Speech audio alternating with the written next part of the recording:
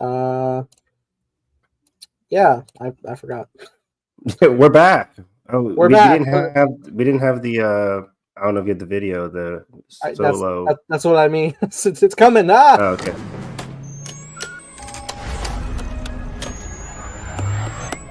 Punch it!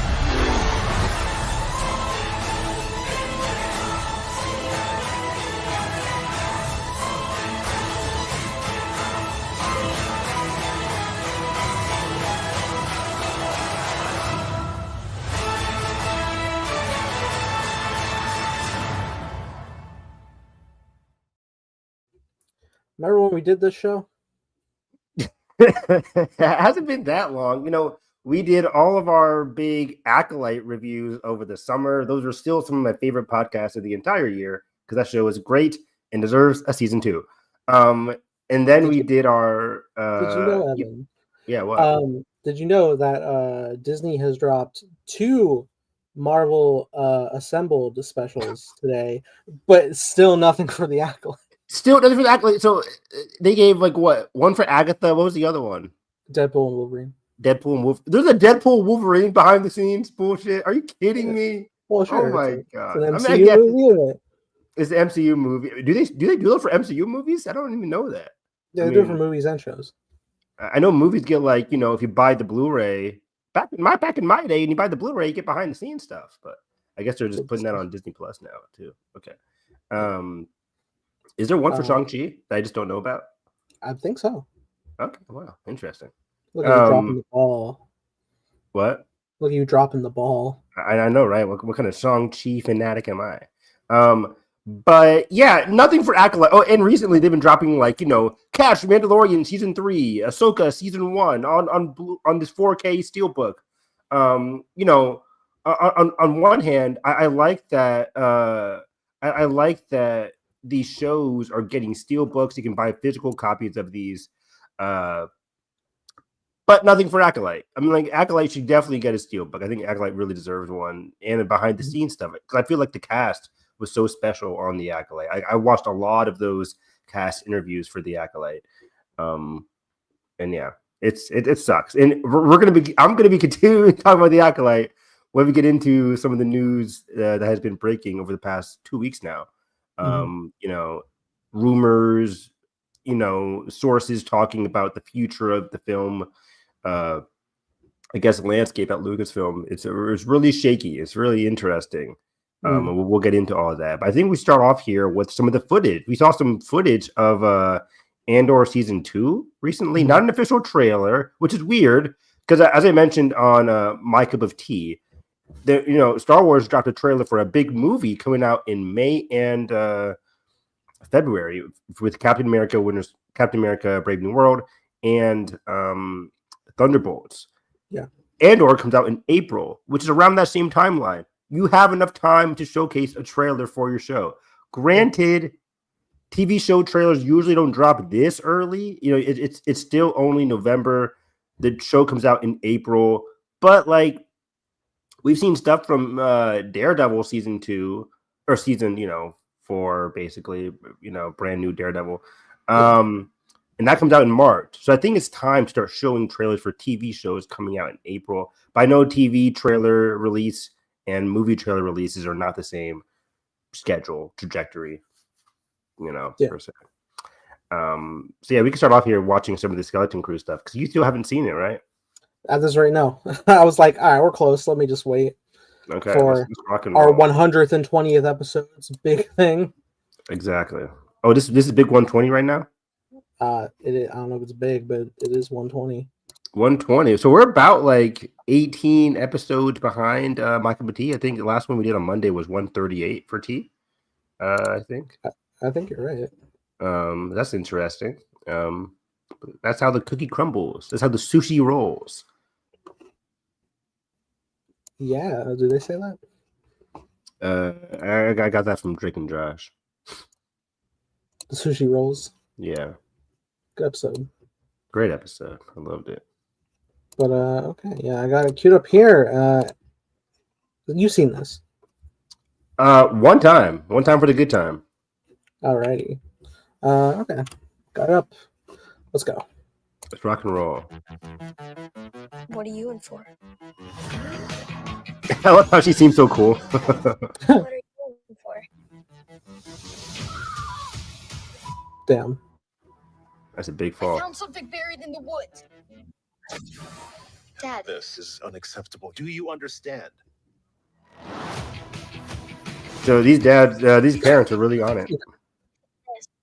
In Spider-Man credit in Star Wars font. don't. It is kind of weird. This is the big ship that they get here on their planet. Very cool. It's like a tricked out U-wing. What do you do? We're lost. Really lost. Take care of the girls. Stay together. We just need some directions home. Come on, kid. Pay up. Whoa. Where'd you two find an Old Republic credit? Old Republic credits. That's kind of important. Okay, Nathan. Okay. I'll get you home. We'll make a partnership. But we have to move fast. This looks really fun. I need you to take the controls. Yeah, I like the fun vibe to this for sure. Leo!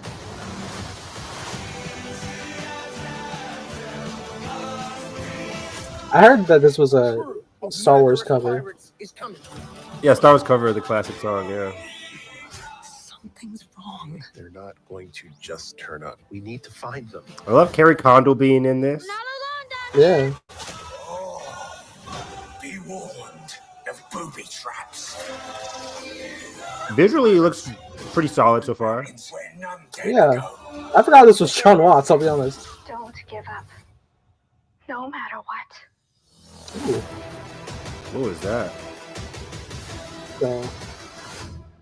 So, what's his name? Blind Willie. It looked like Adam Warlock there. Adam. There you go. The Adam Warlock's cocoon thing. But yeah, let's so some of the bits that some of the discourse around this trailer has been about two things there where they go to this you know, I guess right after they steal the ship, they go to the nearest like port. And at the port when they try to buy stuff, it seems like their credits are Old Republic credits, which is weird. We don't know if Old Republic means like old Republic or if it just means like, hey, those are Old Republic credits, as in like the Galactic Republic. Right. So it's hard to tell there. But also, it seems like nobody has heard of their planet before, too. So that's a big thing. I think that was also mentioned in one of the articles after the trailer came out. It's like nobody has heard of their planet before. They have old credits. Like, is there something going on here? So yeah, that's interesting. So yeah, but yeah, it seems like in terms of character dynamics, we didn't get much from the girl with the visor over her head. But I like that the guy with curls seems to be the main protagonist. And then the girl, the very cool girl, who seemingly is a daughter of Carrie Condell's character, she seems to be like his best friend, or I guess the person that he meets, who kind of like the rebel edge. Like in all of these like classic movies, there's always that one character who's a bit more ready to be a rebel than the other characters. Yeah. And she seems to be that character. Yeah, the hardened character with the heart of gold. Exactly. Like she has like the hard exterior, like, what are you in here for? But she's also going to be probably the one with the most like heart and stuff like that. Because usually the person who's like hard is trying to showcase that bravado just to like, you know, to elevate herself beyond like what she actually is. Like there has to be something she's trying to hide or whatever. Not hide like secretly wise, but like I gotta act all tough because deep down I'm actually really caring. But yeah, so it seemed like they're lost. They jumpstart the ship with that droid, that K2 droid. Not K2. Is that a K2 droid? Not exactly, but it's close. Close enough. Cool designs, cool place. Yeah, I like it. It has a very gross, cool designs to it. And yeah, those are the credits there. Can you read that? Can you read Arabesh, Nathan? No. Yeah. So yeah, good old Jawas, a lot of interesting creatures. So yeah, where'd you find an Old Republic credit? And this is where we get introduced to our guy here, Jude Law's character. Yeah. Is this pirate dude here from Mando? From Mando, maybe. Yeah, it looks like it. Yeah, this guy. Let's pause it right here real quick. You know, my main thing is they go to this planet. I think Jude Law's character is going to be that guy who's obviously in the first trailer we saw him like open a door, presumably using the Force. You know, he could be somebody who has Force abilities, but is like a rogue, like, you know, basic Force abilities. Or it could just be a trick and he's not Force sensitive at all, a la like Kumail Nanjiani's character. I don't know. But I could see him definitely being like that like Kanan pre-Rebels attitude. Yeah, for sure. But also, it seems like, you know, in my perspective, he's gonna be on this planet. Maybe a deal goes wrong. Maybe he's on the run, or maybe he has like a bounty on him. But either way, he tries to say like, "Hey, kids, I can help you escape. Let's go on your ship together." That probably means like, "Hey, I need to get the hell out of here. These kids have my get out of jail free card in terms of the ship, and then let's just hightail it." But hey, I'm helping you guys. Like, okay, buddy. I can see that for sure. Yeah. I love that hair on the blue alien. So yeah, he has that blaster. Like, hey, I'll get you home. It's like he doesn't really care about getting them home, at least yet. Yeah, this is anything but a partnership. But this should be interesting. Yeah. Yeah, this is where we're starting to get like that fun vibe from the trailer. Just that high intensity, frantic energy. I'm fairly certain at this point, if he was like a genuine like caring figure, and I would be like, "Yeah, child, fly the ship." Right? It's like, why can't you fly right now? Are you gonna be the one? Maybe he's like, I'm gonna get on the guns because we're getting chased by pirates. He's like, I'll take the gun controls. You get the ship. I like the layout of this ship, by the way. We saw a wide shot there. Very cool. Solid visuals so far. You know, we make our complaints about the volume, you know, on a daily basis. But so far, so good. Cool. Oh, that's cool. That was cool. Yeah, I don't know what's going on here. Some kind of ship is in disarray in space, and they're going over there. So a lot of different pirates and factions. Looks very cool. No idea who those are. It's a counter club. A lot of pirates. So again, it seems like a lot of these pirates are after Jude Law's character, and he's using the kids as like a way to escape. Damn, we're in slow-mo. That punch was fast. Look at that. They cut out some frames there. Damn. Oh. Wait, is there a creature in his eye? Is the creature piloting the robot? I would love that. Yeah, that's very Star Wars. Think about it. Oh man. Yeah, that guy got yeeted. Such a cool look. I like it a lot. I still like the suburb design. Carrie Condell right there from what was the movie called from last year? Civil War. No. Captain America. Is she in that? Yeah, she's Tony's new AI after Jarvis. Carrie Condell? Yeah, she's Friday. What? Yeah, you know that? I thought it was somebody else. I thought it was like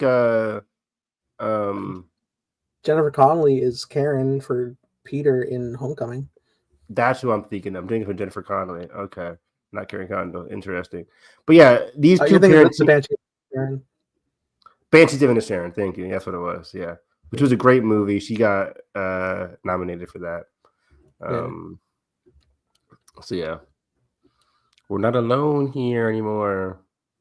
This alien design seems freaky. What the fuck? A tentacle monster in Star Wars? Unheard of.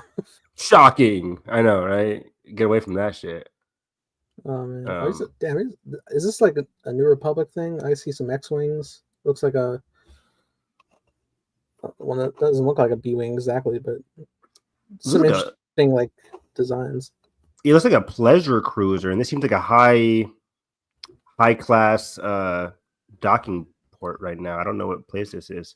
But X-wings, we could see like Carson Teva, some New Republic For sure connections there. Some Zeb. Some Zeb, yeah. Carson Teva being the character from Mandalorian, people are confused. Right. Not our Carson.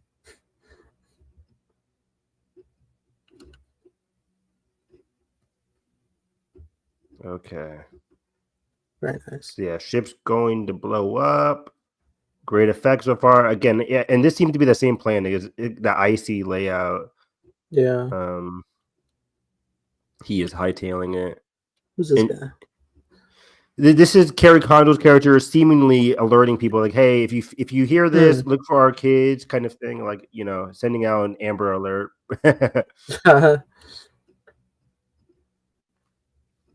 Man. This looks really fun. I love Alien Covenant. Alien Covenant. Hello? Yeah. This is pause really it right cool. here. Okay. I saw the skull and it looked very much like, on a quick frame, it looked like, the egg from Guardians Volume 2. But either way, this is a big treasure room. This is very much where you're getting your Goonies parallels here. Oh yeah, it's definitely trapped, right? It's definitely rigged. Yeah, this is what earlier in the trailer, as Jude Law was saying, like, watch out for booby traps. So yeah, a lot of rigged stuff here. Over under the chance of an Indiana Jones reference in here. Oh, big time. And I got a bad feeling about this, of course, as well. Absolutely. When's the last time I heard that? It's been a minute. I was just reading a comic and somebody said it. But what was I going to say? So yeah, it looks fun. I'm not completely sold on the show yet, but I like this fun vibe. I just have to go into it with come in, have fun, drink some lemonade, walk away. Come in, take your shoes off. Take your shoes off. I know. For me, I like my Star Wars. I don't like it. Full on dive deep. What does this conversation mean? But for the Acolyte, everything comes back to the Acolyte for me. I could have a 20-minute conversation based on one line that the stranger said to Osha. But for this show, I think I'm going to come in, feel the vibes, get a nice sense of like the fun nature of it, and then just talk about it. And, might not be that much depth to it, but, I have to keep that energy going in. I should keep my expectations low and be pleasantly surprised. That's what happened with Agatha. I came in like, do we really need an Agatha show? I ended up really enjoying it. So hopefully I feel the same way with Skeleton Crew. Absolutely. I love it. Love it a lot. I like it. Oh, and then what were your thoughts on the whole music thing? Because that was a big discourse. Some people didn't like it. Some people did like it. I liked it. I don't know. Was there a problem? Yeah, the problem is, Nathan. No, I don't know. I don't know the problem. Yeah, I think the biggest problem was that they didn't do a Star Wars version of a Linkin Park song, so people were upset. I don't know if you need to. Maybe we just play one of the record scratch instrumentals and you'll be all right. What if they played like a Star Wars version of like In the End? That'd be very funny. I want Max where you go in the end. Exactly.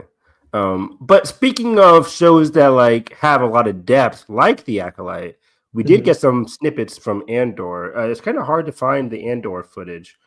I do wonder if I could actually find that really quick. I don't know what to link you for that one. It was like a Hulu trailer thing. You know what I'm talking about? It was like a. I do. Let me just see if I can pop it up. It was like not a Fox thing, but it was like a Hulu trailer for. Yeah. It was released on Discussing Film this morning. Maybe you can find that.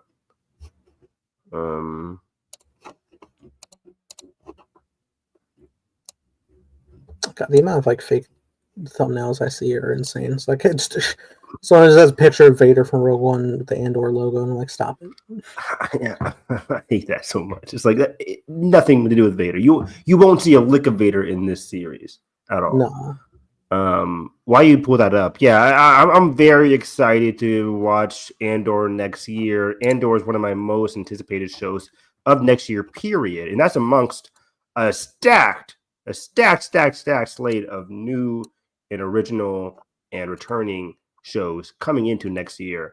On My Cup of Tea, Nathan and I talked about like the whole schedule for the MCU in terms of like every month there's something with Ironheart, Daredevil, Spider-Man, stuff like that. But yeah, let's watch this Andor season 2 footage.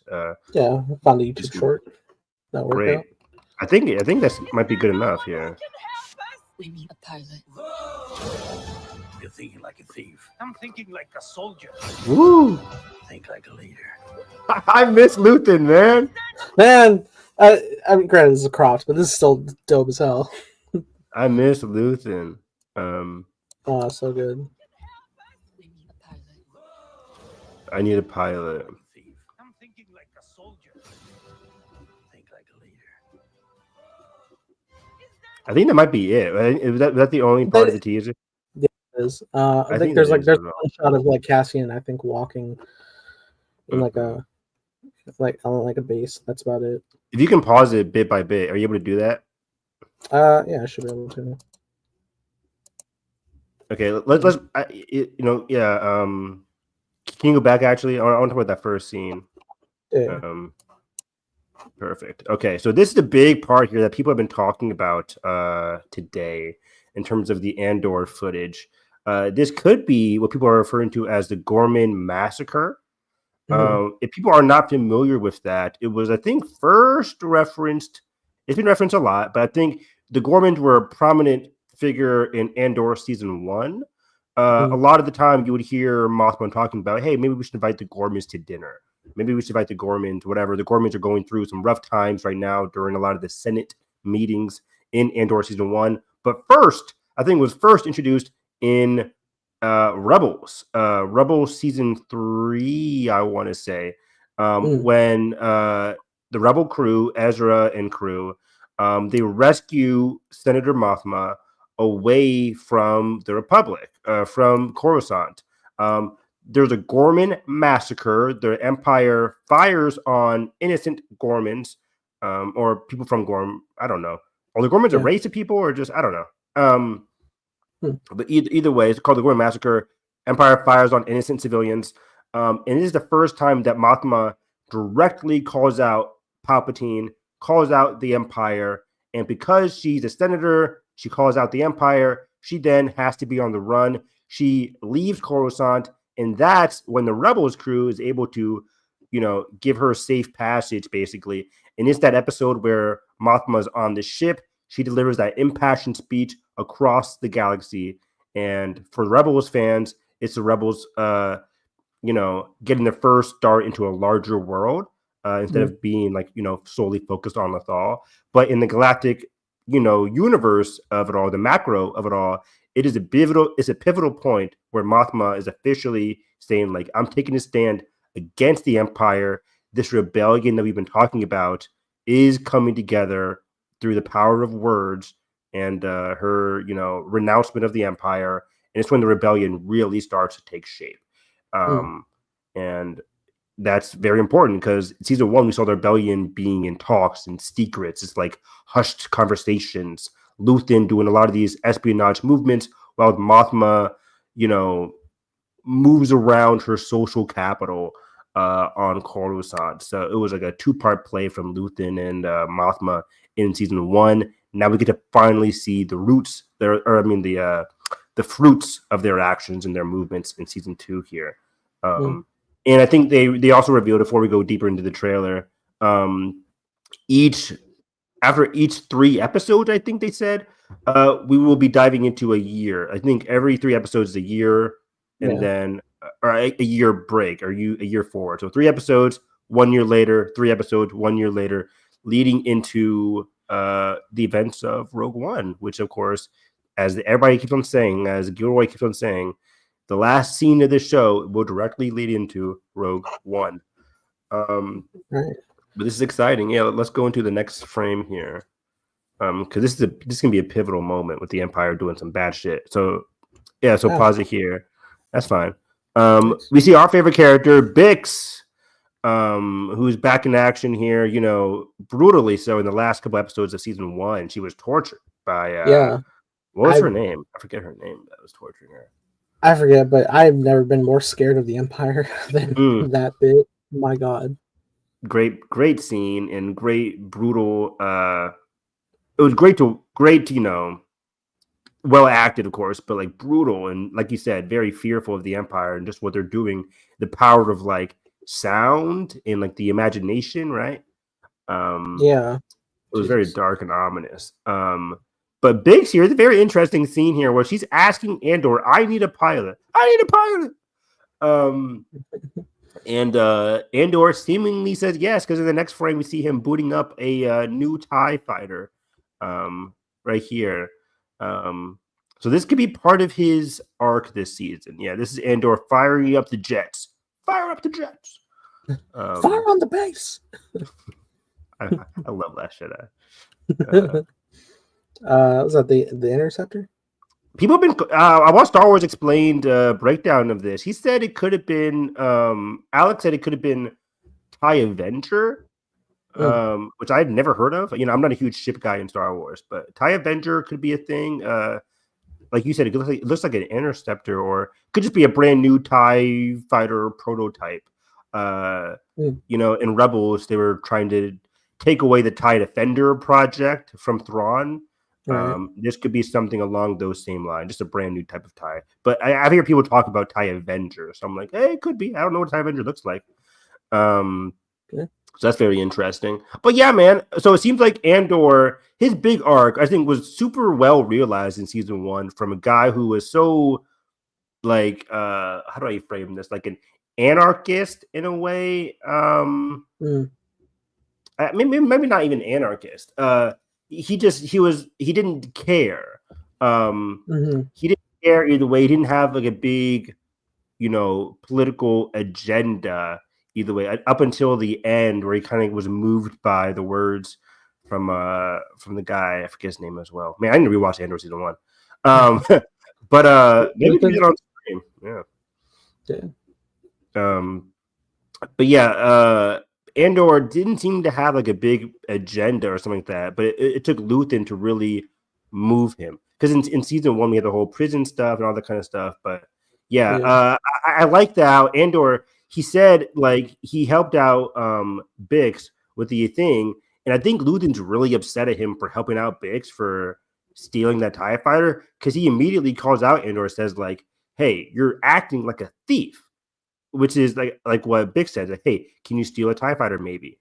And then Andor does it. Luthen gets upset because he's like, Andor, like you have so much potential. You can't just be stealing TIE fighters. That's not going to disrupt the Empire. I need you to be more. I need you to be a leader, as he says here. You're thinking like he says, you're thinking like a soldier, think like a leader. So I like that a lot. So Luthen's really going to be like Andor's big moral, I don't want to say moral compass, dude, because like Luthen did a lot of bad things in season 1, but also maybe I want to go back on that, because like Luthen could still be a moral compass, because even in Rogue One, Andor's moral compass isn't the highest, at least in the first act of Rogue One, just straight up killing that guy. He's still like, we're getting to the point where Andor is risking it all, doing whatever it takes for the Empire, which is very much like what Luthen does. It then is the help of Jyn at the end of him to be able to sacrifice himself for the Republic, for the rebellion. And then we see Biggs and the crew over there. I think we're missing. Wasn't there a shot of K2? I think there is a shot of K2, which is seemingly on Coruscant. You can try to look up if there's another trailer if we just in case we might be missing a frame or two. Take your time on that, but yeah, just going into that, it's very interesting because I think Andor is, at least in the first act of Rogue One or of Andor season 2. I mean, he might be doing stuff that he thinks is like taking shots at the Empire, but because he's so new at this, he's like, again, in season 1, he wasn't like full on taking shots at the Empire. And season 1, what we saw was him like being very selfish character in Act 1, you know, leaving his planet full of bricks, kind of leaving them high and dry because he caused a lot of chaos. He leaves. Once he leaves, the Empire comes in there, and the civilians kind of have to rue the punishments of what Andor caused all throughout season 1. That kind of leads up into what happening with Bix, leads up to the revolution. That's all kind of stemmed from what Andor did. And then we saw Andor immediately go to a heist job, which he only did because Luthen was like, I think he said he was going to pay Andor or help out with his freedom or whatever like that. Like, he was doing it for Luthen, kind of regrettably so. He didn't really want to do it, but he was like, okay, I'll do it. But then right after that, we get a small break. He gets his credits. He goes to that Miami planet.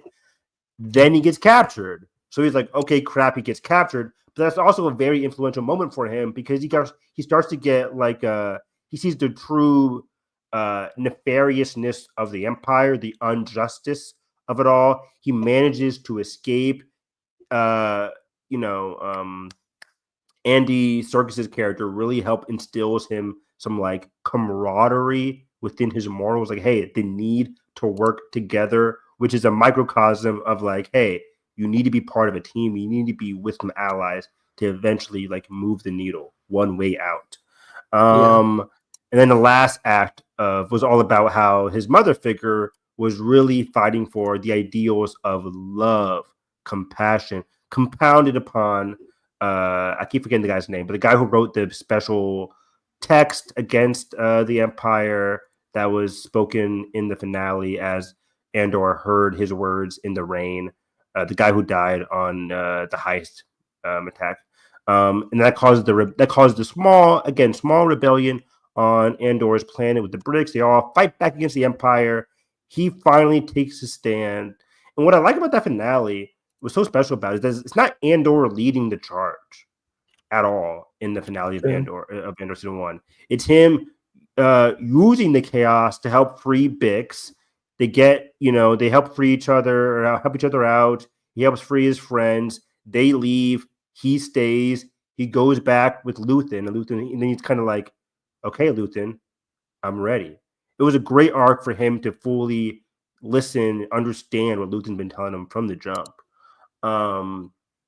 So I can't wait to go break that down that season again. But overall, now that kind of leads Andor season 2, where we're going to see him start to become more of a revolutionary, start to become more of a person who is willing to die for the rebellion. So that's pretty exciting. But yeah, in regards to the trailer, I think what we're missing is that shot of K2SO, who is seemingly on Coruscant. Oh, perfect. Here's another one. Yeah, coming in 2025. The full thing. Full see thing. Like I can find the clips themselves. Go right ahead. Something kind of big. It just feels like Hulu/Disney Plus is a lot of interesting stuff. What was that about? Let's make it worth it. Yeah, I don't know. I have no idea who you could be talking about. You gotta assume either Bix or Luthen. Could be anybody though. I'm just spitballing. Yeah. Alien Earth. That looks great, dude. It does. I'm excited. So many things. Some people are complaining about Alien Earth, by the way, because of the apparently it doesn't go with the timeline or whatever. I don't know. Anyway. I think that's remains to be seen. Okay. we need a pilot. Whoa! I'm thinking like a soldier. Think like a leader. Man, it's so weird watching this with just some other backing track. Whoa! Yeah, I think that was it. And then the Cassian or the K2 was somewhere in this trailer thing here. Oh, there we go. It was also another punch off shot. Punch it! Hey, so yeah, our boy. This is K2 on Coruscant. People have been theorizing that they will change up how they met in the comics. There's one shot comic that introduced how K2 and Andor met. I never read it because it got bad reviews and people said they didn't like the comic. So I was like, okay. So Tony Gilroy, some of the story group, they might be like, okay, we'll take bits and pieces from that and kind of craft our own origin of how K2 and Andor meet up. I wouldn't mind that at all. Change the script. They've done that a lot in Siege of Mandalore, where they changed up how Ahsoka fought Maul and everything that happened on Mandalore. They changed a bit of that. Filoni's known for doing that constantly, anyways, in terms of like changing up the canon to whatever fits his story, which is for better and for worse, right? But that's the nature of Star Wars storytelling. But either way, how excited are you to see K2 here? I'm very excited, mainly for the development of their friendship on screen. It's never been like super displayed in Rogue One, like that they have like a loving relationship until the final sacrifice. But I'll be intrigued to see, because at the start it's just going to be like, hey, I reprogrammed this droid as a tool, as a means, and it just happens. They're probably going to keep him around just for being stealth, being able to infiltrate different things. This might even be K2 infiltrating somewhere right now, for all we know. I wouldn't mind that at all. Yeah. But the idea as well of like, since we'll be like time skipping every 3 episodes, if we hopefully can get to K2 earlier, and then let's like see different eras of Cassian getting more attached to K2 and vice versa, that would be very nice. I agree, man. I would love to see that. I'm very not concerned. I'm very compelled by like how the dynamic will evolve throughout this series. There's already a lot of interesting characters, as in Luthen, Mothma. Cassian has never met Mothma. So that'd be very interesting. We know Mothma is like, for now on Coruscant. And there's also some other footage, I forget where it was, from Andor season 2, where we saw Andor some slicked back hair, and it might have been from leaked stuff. But either way, there's some rumors that like Andor season 2 starts off with some Coruscant stuff with K2SO here, and it could be Andor infiltrating some party. We saw him wearing some elegant clothes and some other footage. Not this one, but like I think an earlier trailer that was leaked. But we saw Andor wearing some like party stuff, like he's invading like, some fancy tea party for all intents and purposes. And he could be a spy there on Coruscant, and that could have him getting that fateful interaction between himself and Mon Mothma. They never met, so that'd be very exciting. But yeah, I'm excited to see how these arcs all blend together and coalesce in season 2. 12 episodes starting April 22nd. I think that's about it there for Andor. Now it's just you, me, and the floorboards. Hold on there, floorboards. Let me get to the next. I'm smooth at this. You're really good at this. Yeah. For some reason, like talking to the audience here, I tried sharing stuff and it led to a lot of lagging. So far, so great for Nathan. A lot of smooth transitions and smooth share screen shit. But okay, so no, fuck. That's just Nathan. I'm sorry, ladies and gentlemen. You're good. But before we talk about the Ray article, there was also I want to set this up because we don't have an article for this. I'll just talk about it. There was a departure, I think 2 to 3 weeks ago now, that Stephen Wright, who was the writer for Stephen Wright, who was the writer for the Rey movie, left the project. Let me see here. He wrote stuff like Peaky Blinders and some other stuff. Rey movie. I can't find his credits. Whatever.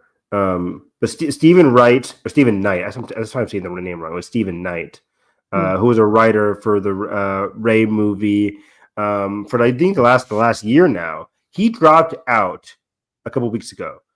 Creative differences, whatever you want to say. He's now prioritizing a Peaky Blinders movie that they're developing for Netflix. And because of that, we all figured, okay, this Rey movie was, if all things work out well, Rey movie will be the one coming out December 2026, directed by Sharmeen Obaid-Chinoy. I mean. Director, she is still attached. The Mando movie seems to be on making good progress for that May 2026 date. But yeah, so the Rey movie seemed to be in chaos. People were like, okay, is James Mangold movie, is he going to have the December 2026 date? Or is there going to be a December 2026 date at all for Star Wars? Because the next Dune movie seemingly is still set for that same date, December 18th, 2026. So it's like, will they have Dune and Star Wars combine, clash in 2026? That seemed to be the main talking point. Moving forward, there was a whole, we'll talk about it next, but the trilogy conversation with Simon Kinberg, that's on the table. And now we have Star Wars movies, The Race for Rey, and the future of the franchise on the big screen. This was by Boris Kitt from THR, very knowledgeable insider within the Hollywood film space, and he had a lot of sources in this one article here talk about how Daisy Ridley seemed to be the key for the space opera's next big turn. Will any of this come to fruition? That's the thing with Star Wars. You never really know what's next. Besides of like, we know they're actually filming the Mandalorian movie, which is like, okay, that's actually happening. But let's go through this bit by bit here. So the first paragraph here, to talk about the Steinberg-Kimber thing. Since the November 7th reveal, which was last week, Simon Kinberg had signed on to develop and write and produce a new Star Wars trilogy for Lucasfilm and Disney. Debate is focused on whether or not it would be a continuation of the 9-film saga. Could this be episodes 10, 11, and 12? Or could this be a brand new trilogy in general? So before we dive deeper into this article, Nathan, what were your thoughts on the whole Simon Kinberg stuff with him doing a new trilogy? Well, I had to consider, because I know a lot of people think Dark Phoenix immediately. Oh, I do too. I know. So I went to actually look at what his writing credits are, and what'd you find, buddy? What'd you find? I seem like he's writing all the X-Men movies, even the good ones. That's the interest. I'll continue, but yeah, that's a very interesting part about it. Yeah. So, and I think I even saw I'm gonna pull him up again, because I was seeing other movies, and I was like, I like that movie, man. Why you pull that up? I agree with you. Simon Kinberg's a very weird dude. Not in terms of his personality. I don't know the fucker, but please come on the podcast, Simon. That would be fun. Because I was looking too, and I was making sure, I was are there other writers on this? And sometimes not really. Okay. So it was he wrote lesser extent, Last Stand of Dark Phoenix, but he did write Days of Future Past. He wrote the first Guy Ritchie Sherlock Holmes movie, which was fun. Mr. and Mrs. Smith, which a lot of people like. There's no way he wrote that movie. Was he the main writer on that movie? He's. Let me see. Are you on the Google credits, or are you on Letterboxd? I'm on Letterboxd. I'm the only writer. He's the only writer I'm seeing for it. Interesting. Okay. Otherwise, he did Jumper. Love that movie. Abraham Lincoln Vampire Hunter, the 355. It fluctuates. He's got a writing credit on Rebels. Yeah, so in terms of Star Wars, Rebels seems to be his main writing credit. Somebody tweeted me "Hey, Evan, did you know he helped write our favorite episodes in terms of the season 2 finale? What was it called? The Vader versus Ahsoka. What the fuck? Right. Twilight of the Apprentice. There we go. I'm starting with the T, but I don't know. Twilight of the Apprentice. And I'm yes, writing credits on TV shows, guys, it's very hard. It's very hard to assign credit. I mean, okay, first off, writing credits on a TV show, very important. Very, I don't want to take anything away from that at all. What I'm saying, though, is that in terms of the showrunner aspect, the showrunner is in all those conversations with the writing. It's not, even though the writer could have some interesting bits here, especially the director of the episode could also have some hey, And I learned this, like, diving deep into like Arcane, for example. Amanda Overton is a writer of Arcane. She wrote some important dialogue bits, but then it's up to the director to showcase that dialogue. So there's one scene in Arcane where a character, I'm not gonna say anybody, but character is tied up. Another antagonist opens up a dinner plate with a box around it, and the character is so scared because like what could be like behind the box? What's in the box, right? Open up the box and it's nothing. But the character freaks out and says like a quick glimpse of like everybody she's closest to. And that was the director choice to showcase that glimpse. It wasn't in the script. So the directors can do a little bit of like showcasing the fear that's being conveyed in the script, but not really the other way around. What is that to say is that like the director can have a lot of impact on the show, but the writer on a TV show is also very important, but the showrunner is the one that's like most important. So I don't know to fully give him credit for trying The Apprentice, because that's kind of Dave Filoni stuff. Dave Filoni had an exact plot that he wanted to write out. Then he probably talked to Simon and said like, hey, can we collaborate and write on this? It wasn't like that Simon Kinberg wanted to be like, hey, Dave, let's have this great line of like, I am no Jedi. Like that was Dave Filoni. Like, come on. Usually it's like there's all of the story beats that you're set to follow for the flowing story, but like, hey, if you can fill in these gaps, write something out. Exactly. And it's usually like a collaboration piece. So yeah, I just don't want to give him that full credit. Oh, he wrote some Rebels episodes, so he knows Star Wars. That was still mostly Filoni. But again, I don't want to take away from what Simon did. Simon is a Star Wars fan, obviously. Yeah. The fact that he had involvement at all is a better sign than, exactly just coming out of nowhere. For sure. And that's the thing, coming out of nowhere, Nathan. That's the thing about Simon.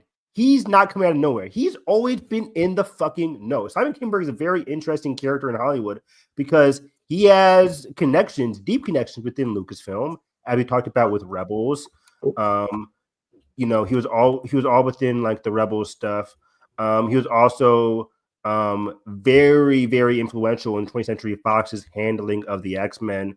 Not only like as you mentioned, Days of Future Past, but like he was in collaborations for the whole starting of the new characters, starting with First Class. Even though First Class is mostly a Matthew Vaughn production, Simon Kinberg, I think, was still executive producer. I could be wrong. And then he was also writer on Last Stand. So either way, Kinberg was very much one of the main architects of the 20th Century Fox's handling of the X-Men, for better and for worse. Because we all know Fox's handling of the X-Men movies was very up and down. Exactly. It was all over the place. And Simon was at the center of all that, along with some other people. It's not just him, but he was amongst that chaos, and it kind of culminated in his like, okay, fine, I'll direct Dark Phoenix because nobody really wanted to. And he kind of directed Dark Phoenix, and it's not a great movie, but pros and cons. Jennifer Lawrence won it out. A lot of the characters won it out. They didn't give their best performance. I think collectively we all think, one of my least favorite performances of James McAvoy is in like Dark Phoenix. I don't think he's great in Dark Phoenix, but I think he's great in everything else. I just feel like by that point, people were just tired. They didn't really want this movie to happen anyways. And Simon Kinberg was unfortunately the director on charge of it all. Yeah. Not to say that he wasn't a great director. We were saying while we were watching, we were like, wow, it's interesting to explore the side of Charles, but like maybe not for the last one. Yeah, it was weird. It was weird. It was a weird direction for the character. It was a weird direction for the franchise in general. And Simon Kinberg was directing that. So good thing is it says here write and produce.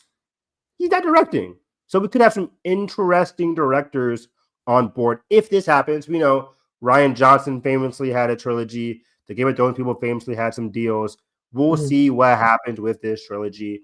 They most likely will talk about this at Celebration. The other interesting thing is we still have 3 movies to talk about besides this trilogy. So we have a trilogy that's being in development, apparently. But we still also have the Rey movie, the James Mangold movie. He just finished up A Complete Unknown. The post-production is going on right now, but it's coming out Christmas time. After that, it could be time for pre-production on his movie. Because anything else for James Mangold is he has Swamp Thing, the Star Wars movie, and I think something else. That might be it for James Mangold. But then, of course, there's the Dave Filoni movie as well. We have those 3 movies prior to, and then, of course, Sean, what's it? The Deadpool? What? Sean Levy. Sean Levy presumably developing a movie. We still don't know if he's directing it or just producing it. And then we have Taika Waititi. Is he still doing his thing? We don't really. I think that's dead. But yeah, those are a lot of things in production. But either way, amongst all that chaos, amongst this new trilogy, which again, we'll see if anything comes out about it. I don't really know. But could this trilogy, this whether it's 10, 11, or 12, or a brand new thing entirely, could it include Rey? And that's where this article kind of dives into. Daisy Ridley seems to be the center of a lot of the future ideas at Lucasfilm. It goes into this up top paragraph talking about how The Rise of Skywalker was, despite being one of the not most well-received movie amongst the fan base, B+ on CinemaScore, 51% on Rotten Tomatoes, not great. It still made over $1 billion, which is a lot to say, even in like 2024 standards, right? Where it's hard to even scratch $1 billion. The only movies this year that have made $1 billion are Inside Out 2 and Deadpool. Put Rise of Skywalker out this time, 2024. I don't even know if it makes $1 billion. That was how great 2019 was, where everything Disney put out made $1 billion. I think they had like seven hits for $1 billion. And this is granted, this is like 1 year before the pandemic. Exactly. Changed everything. Which it was interesting, Nathan. Like, speaking outside of Star Wars for a second here, post-pandemic, audiences have just become a lot more perceptive. I don't want to give audiences too much credit, but like perceptive in terms of like their taste. Joker bombed to this year when it made $1 billion in 2019. Like, sure. I think a big factor though is also, streaming has made people be like, I will gladly just wait. Because especially with the quick turnaround we have today, that's under a month for theatrical releases for most of them, which is horrid. Remember when TFA came out in middle of December and then it played until end of April? Agreed. Or beginning of April. Yeah. That's a great point, dude. The streaming, which is funny, right? Because streaming is also going through its own chaos in terms of like canceling renewals, and the issues there. But yeah, it still is. You have to create a big event and an appetizing event for audiences. And if movies don't even have that, and if it gets bad reviews, it's not going to do as well. We saw that a lot last year, where we saw stuff like Transformers, Indiana Jones, and Mission Impossible back to back last summer not fare as well as their predecessors in their respective franchises. Just because you're in a big franchise doesn't mean you're immune to not being a high grosser at the box office. So I think Star Wars really is Disney, Lucasfilm, a lot of studios are really contemplating that, where it's like, just because we're in a franchise doesn't mean we're safe anymore. Marvel knows that now, right? Like, Captain Marvel was like made $1 billion in 2019, didn't do so well last year. So it's like these movies pre-pandemic are not doing well, even if you're a comic book movie. So I think for Star Wars, you have to be very key about like what should be our next movie, because we can't afford any more failures here, especially in Star Wars. And I'm sure there's plenty twinge of fear as well when you consider this is going to be their first, whatever movie comes out first is going to be the first one since Rise of Skywalker pre-pandemic. So I'm sure they're antsy about how that's going to go, because they've been putting like all their eggs into Disney Plus. Exactly. Which is, they put all their eggs in Disney Plus. It's their first movie post-pandemic. And that's why it is going to be Mandalorian and Grogu. That is their safest choice. We just talked about how risky it is this time of year, or this time of, movies. And that's why Mando and Grogu is the way to go. Is it one that we're excited for? Not that much, but we understand why it's the first one to go. It's safe. It is a smart move. It's a smart move. It's safe. It's smart. Is it going to be like, oh, I can't wait for Mandalorian and Grogu? Not really, but it's essentially a 2-hour Mando season 4. And by the way, they did showcase that at D23 Brazil this past weekend. We haven't talked about it because it wasn't really anything new. They showcased the same footage that they showed at Celebration London or somewhere else. I think CinemaCon, where it was just Mandalorian and Grogu going down some snow planet on an AT-ST walker. And they showcased that one desert planet that was shown at the end of season 3. The concept art of Mando talking to Zeb on that one rebel desert outpost place. That was also shown at D23. But again, no new crazy footage there. But either way, back to this Rey article, Daisy Ridley again was a very key to the last sequel trilogy. And that second paragraph here where it says that potentially puts Kinberg's trilogy story development as early in its conceptual stages as it is, possibly on a collision course with the Rey standalone movie that is also actively in the works with Sharmeen Obaid-Chinoy.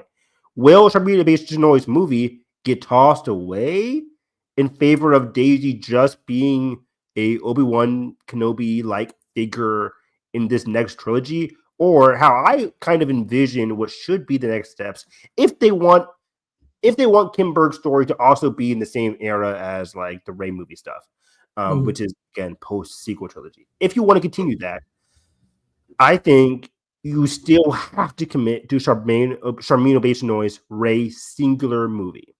Yeah. Give Rey a singular movie about her, please. I think she really deserves it after Rise of Skywalker.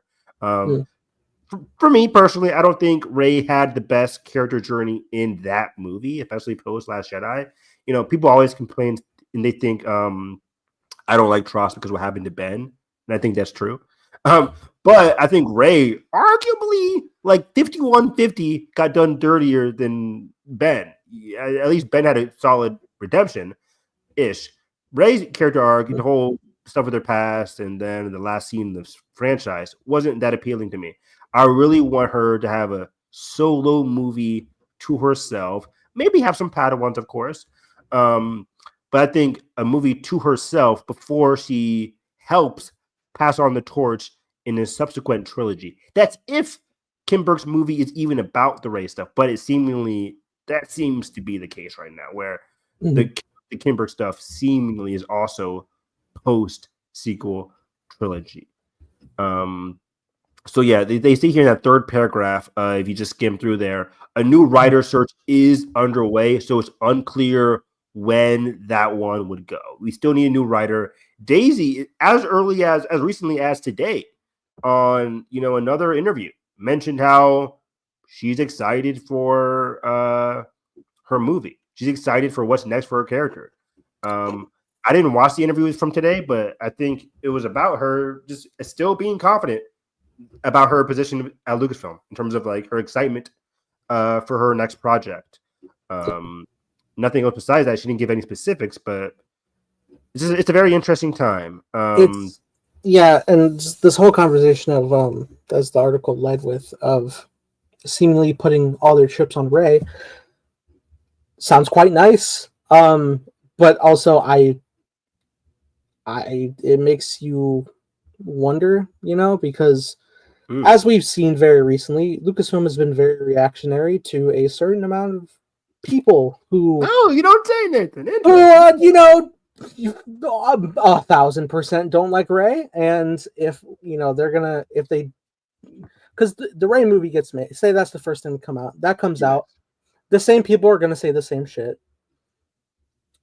And what are they going to do? Are they going to be like, well, fuck it, let's scribble the trilogy, now we got to put someone else in it? Who's a famous guy we have? That's a great point that I should have thought about. They can have this whole article, which we're going into now, about Rey being the figurehead, Rey, anything, as they say in the second line there, anything to move Rey forward. That could be their ideal now, possibly, if this is even true. But like you said, they are so reactionary. Lucasfilm was all in on the Acolyte. They have books coming out next year about the Acolyte. All the comic stuff still say, like, in the era before the Acolyte. Like, Lucasfilm was really high on the Acolyte. Now, granted, Disney might have been the one who put the foot down on Acolyte, not necessarily Lucasfilm. But either way, Disney or Lucasfilm could also push back on the Rey stuff if the Rey movie is not received well. I could easily see that happening. And then that puts Kimberg's stuff.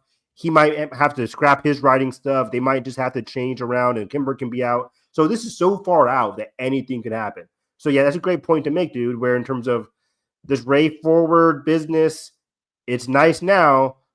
It could be nice even when the Rey movie is coming out. But if anything goes wrong, critical reception, they are way too receptive to what these idiots online are thinking. And that could easily change everything that we're talking about right now. But yeah, so up top it says like some of the quote from THR. Ridley, for a part, recently told THR, like, I feel like the new ones will be so interesting. Time has passed. A lot has changed for me personally. So it'll be interesting to come back to someone who I know so well, but in such a different moment. She's referring to Rey there and Rey's growth. So other sources are saying in the second paragraph, she is the most valuable cinematic asset. In some ways, maybe the only one Star Wars has right now. One source close to the franchise tells THR. In the parentheses, they mention how the Mandalorian and Yoda's Grogu will also have their big screen power tested with Favreau in 2026. But just that one source, it says one source, which is kind of weird. But one source says she's the most valuable cinematic asset. In some ways, the only one. That's not true. That's not true. And we'll get into this, but even though I love Daisy, love her to death, I'll see Daisy in anything. I'll see Rey in anything. She is why? This is Star Wars. Why are you guys limiting yourself to one character? Why? Rey is great. You just had the Acolyte. You have Andor, which is a very successful character, having a season 2. That's ending, true, but that just goes to show how a small character like Andor can have a spinoff and have a highly successful series. Now, did it have the most viewership in season 1? No, it was arguably the lowest before the Acolyte came around. But it was quickly well received, and that's why they're doing season 2. And I think they shouldn't just limit themselves to Rey. That's not true. They have a lot of characters that they could use, but not even that. This is Star Wars. You have what the Acolyte should have showed you, was if they took the right lessons from the Acolyte. New characters can work. Who here was complaining about The Stranger? Not a lot of people. People complained about May and Osha, whatever. I disagree. You disagree. But May and Osha, for me at least, and the listeners of the podcast, great characters who could have had, even if you didn't like May and Osha in season 1, that's your opinion, that's fair. They could have continued to have a great arc in season 2. Opinions could have changed.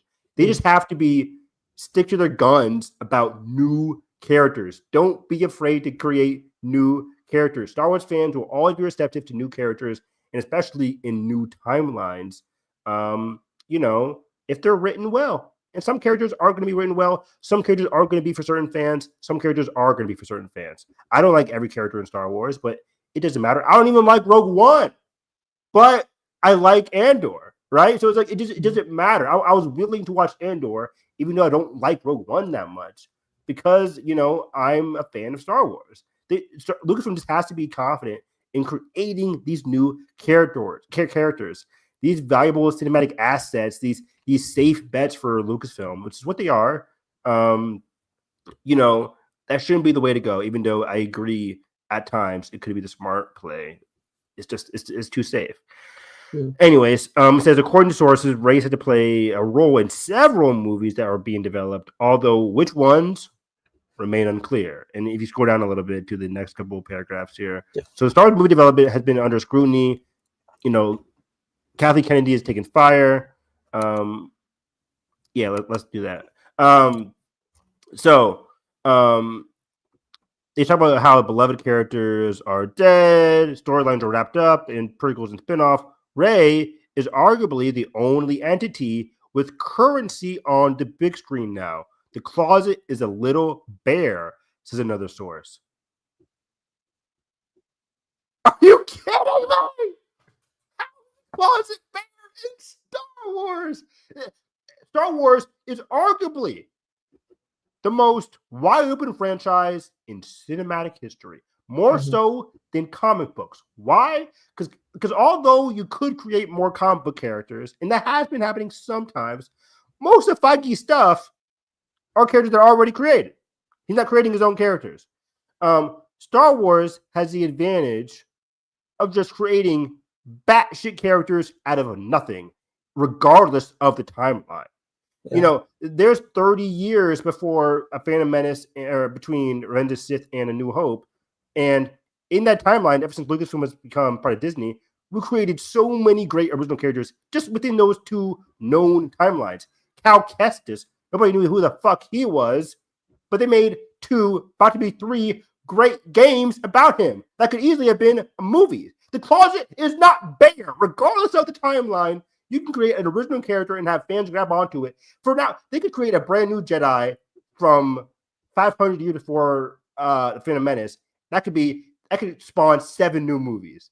And just like that, that's 12 years at Lucasfilm. Like, come on. Like, the closet is not bare. It's not all. What's bare is the continuous use of in between 3 and 4. Like, we've covered every section of the galaxy's perspective of that, but not every person. Even if you were to like use existing characters, there are plenty that you can build off of. You can make a Tomb Raider style movie or series with Afra. Dr. Afra, yes. Yeah, you can pull any. You can, if you didn't want to continue the story of the Acolyte, which is a shame. You should. There's so much. You could just make up new characters in that setting of the High Republic. You could do so much with the High Republic. You could do shit. You could just do shit with the Nile. That's selling well on paper. It's selling well on paper with no pictures. You can just adapt the books if you wanted to. Even if Acolyte gave you the opportunity to create new characters within the era, they decided not to.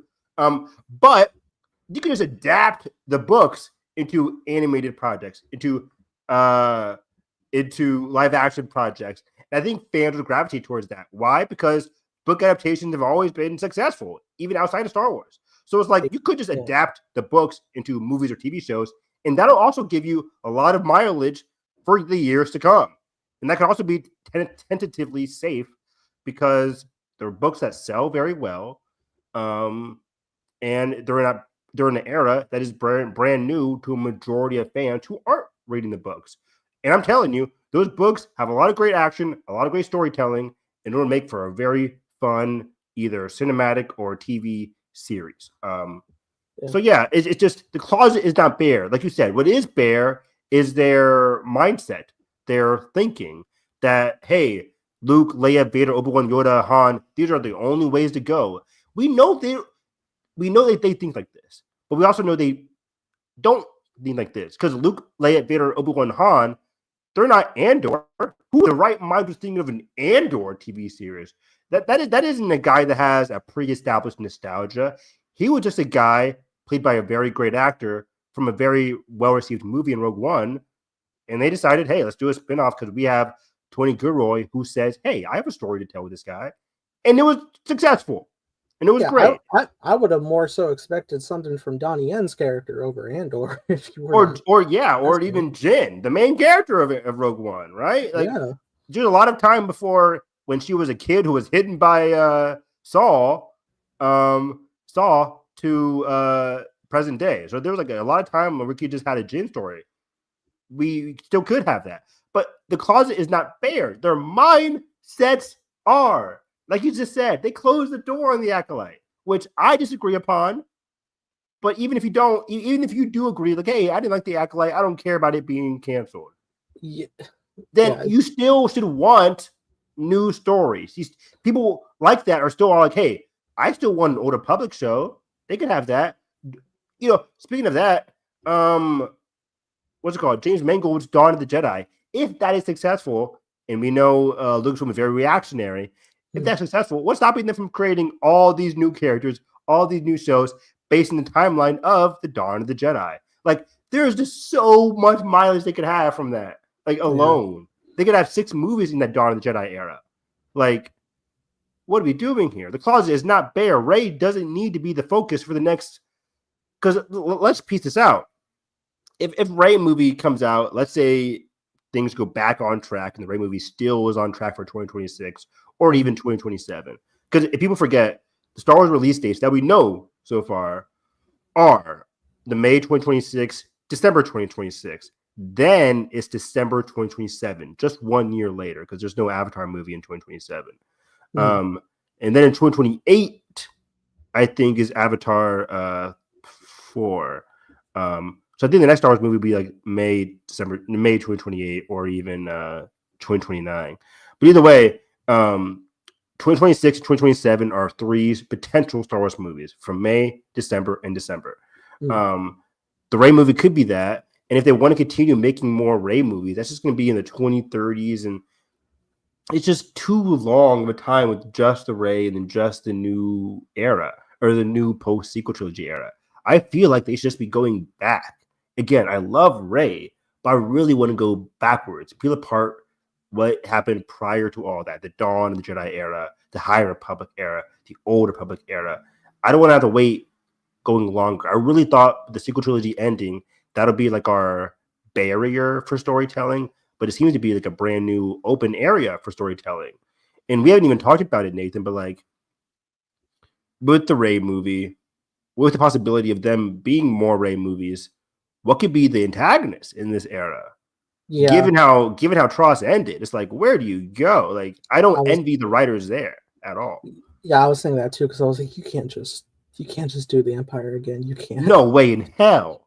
No way in hell. You literally cannot. Which is why the Nihil are so interesting, because the Nihil is not just like, Right. at least in the High Republic era, is not just like the Empire. They're rogue pirates-esque characters with moral vendettas against the Republic. Like, where do you go? I mean, you have to have somebody clash a lightsaber. That's money and seats, right? Yeah, and I think that's the thing too, is like, for the perspective. I know, like, you know, the title is Star Wars, so you want to have war, but you know, in the grand scheme, who says it has to be like a whole galactic scale conflict? Like, you could have personal antagonists that are, you know, some form of dark side users, or like people against the concept of the Force in general, trying to throw off the balance of it, and are, you know, Jedi protagonists trying to keep that balance. It just in a new way. It's not always just like Palpatine's corruption, overthrowing the full galaxy balance. It could just be like a personal stakes for the group that we're following, but it's a grand stakes for the balance of the cosmos. Exactly. Like, and sometimes those personal stuff create some of the most riveting Star Wars tales and stories. It doesn't have to be macro. And I think that's the beauty of, potentially, if they want to go with this, the potential beauty of the Rey movie being just a Rey movie. And again, you could have Finn, you could have Poe, whatever. But like, you have a Rey movie with her struggling to continue a legacy that is without Luke and Leia. Where does she go from here? A lot of time has passed. And like I mentioned in some previous Hyperspace Hype podcast, you could have some people not wanting to join Rey's New Order. You could have some people be antagonistic to the Rise of the Jedi again in general. Like, we don't want a Jedi Order. Some people who are really against that. Like, and that can create some antagonism, some interesting dark side materials. The dark side is never just going to completely disappear. That's not what Star Wars is in general. But especially the way the sequel trilogy ended. It feels like just her vanquishing with a giant beam. Palpatine. Like, the dark side is immoral. It has to be a moral victory. And I feel like that didn't happen. And I think the dark side is always within people. It just naturally is. I think Yoda even talks about that. Jedi always talk about it. There's always a struggle there. And I think you start off small and create a larger story based off of the Rey movie. And that could be like the way to go there. But still, antagonist wise, fodder wise, because there always has to be, like, you know, fodder, people running away from shit. I don't know. I really don't know. But I think what we got from people always go back to this, Nathan. They go back to what's it called? Star Wars Vision Season 1, episode, what was it, 5 or 6? The production IG animated short where we saw I forget what the freaking short is called, but it's the one that takes place post sequel trilogy or post, very far into the future of Star Wars. Where, The Ninth Jedi? The Ninth Jedi, thank you. Where they're creating lightsabers, and it's so far removed, so far forward that people have resurrected the idea of the dark side. And I don't know about the Sith, I forget. But I think it's just like the dark side in general. And then like the Jedi are just very few and far between. And it created a wonderful short story in like 20 minutes, 18 minutes of like, oh, wow, this is where the sequel trilogy could go. That's kind of what we want to see, where it's just like a small tale of a girl and her father's creating these lightsabers. Some of the Darksiders are very attentive to that. They want to take that down. And then it's she allies with somebody who betrayed the Darksiders, and then their main goal is just go further out into the outer reaches of the galaxy and find some followers while also defeating some of the Sith along the way. Like, it created some very interesting Star Wars storytelling. So Ninth Jedi should be like the Bible for what like they should be like ideally going for in terms of like the bare bones of it all. That literally is like such a perfect playbook of like, fuck, I'm stuck on an idea. What can I do? Let me go watch Visions. Yeah, Visions. Yeah, like even outside of Ninth Jedi, there's so much interesting material that they could work for there. Like I love La Pinocho. That's probably still my favorite one. And it's about two sisters on two opposing sides, and how that affects the family and how it affects that city. She defeats her sister, but the sister doesn't die. Then the sister has to like part ways, and they split up, and then it's like create some kind of interesting antagonism between sisters. That's how personal we want to get, while also being in the macro of Star Wars. Like that's what we kind of want. You remember I was really big into season 2's like big anime episode. Forgot what it was called. Gosh. I think that was also production IG, the people who did Ninth Jedi. What was that one? That was lit. That was a great one in terms of like how in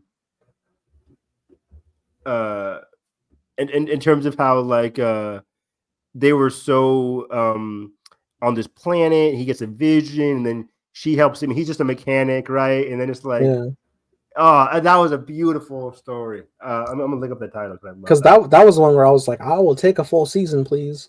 Yeah, we would have had 20,000 episodes based on that one premise of her being a Jedi. Or was he the Jedi or was he the mechanic? I forget. He's the Jedi. She's the mechanic. Okay. And then it's like that. It's such an interesting dynamic alone. And we could have had so much interesting stories about that. Yeah, I loved that short. I'm trying to pull up Star Wars Visions right now to see what the hell that was called. We did a commentary for season 1. We haven't done season 2. How have we not done season 2? You're lying. You're lying. We did season 1 and lead up to season 2, and then you watched it on your own because you can't just watch live. It's called Journey to the Dark Head. That's what we're talking about. A hopeful mechanic and a disillusioned Jedi team up for an unlucky quest to take down or to turn the tide of war. I think that's supposed to be set during like the Clone Wars, by the way. I think about there. They had the council.